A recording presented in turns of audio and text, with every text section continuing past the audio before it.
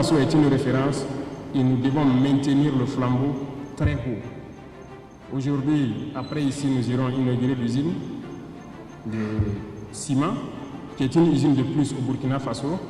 Mais l'espoir, c'est de pouvoir discuter avec toutes les cimenteries dans les jours à venir pour voir comment baisser le prix du ciment aussi.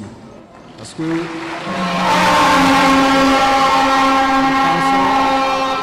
nous pensons qu'il y a des possibilités et mieux, nous avons du calcaire au Burkina Faso et de l'argile. Si on arrive à l'exploiter de manière efficiente et discuter avec un de la dernière fois des producteurs de ciment, il faut qu'on arrive à exploiter ça pour faire baisser le coût du ciment. Donc on va discuter avec eux tous pour voir qu'est-ce qui est possible. Et là, ça va nous permettre de construire notre pays parce que notre pays est en chantier. Et aussi, c'est un signal, ceux qui sont là, parce qu'ils sont arrivés en 2023, au moment même où les impérialistes avaient peint le Burkina Faso en rouge. C'est une destination dangereuse, il ne faut pas aller investir dans ce pays.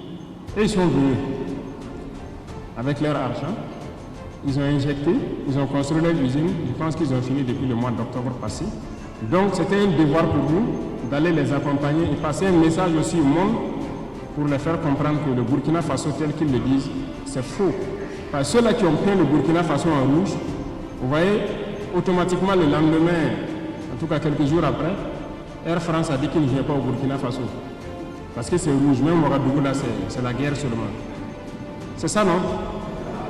On a dit il n'y a pas de problème. Vous êtes libre de ne pas venir au Burkina. Mais vous n'êtes pas la meilleure compagnie au monde.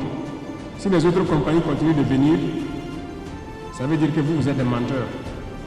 Puisque les autres compagnies continuent de venir au Burkina Faso. Bruxelles vient, Turquie vient, je ne sais quoi, Éthiopienne, toutes les autres compagnies continuent de venir. C'est pour dire que les impérialistes sont très forts. Ils inventent leur ligne de conduite et ils amènent certaines de leurs entreprises à suivre ça pour donner de la véracité à leurs mensonges. Puisqu'ils ont menti que le Burkina est dans une zone rouge, et ils amènent Air France à suivre le mensonge pour faire paraître au monde que c'est vraiment une zone rouge. Voilà pourquoi leur compagnie même refuse de venir. Il n'y a pas de problème. Nous, on dit que les autres compagnies vont travailler. Leur mensonge n'a pas pris. Quelques temps après, ils reviennent pour demander à reprendre les vols.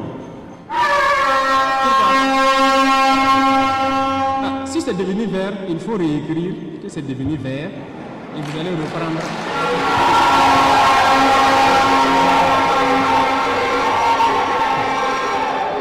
Donc c'est pour vous dire que l'impérialisme a tous ses stratagèmes. Voilà. Et si vous écoutez les radios en son temps, ça piaille partout. Ouais, le pays est tellement ensanglanté que Air France a tout arrêté. Quelques semaines après, Air France sort ses chiffres. Leur chiffre d'affaires a augmenté parce qu'ils ne viennent plus dans l'AES. En tout cas, c'est bien. Et puis vous venez négocier, supplier pour qu'on réouvre encore pour vous. Il faut repeindre le pays en vert. Et puis on va commencer à collaborer. On ne refuse pas ça.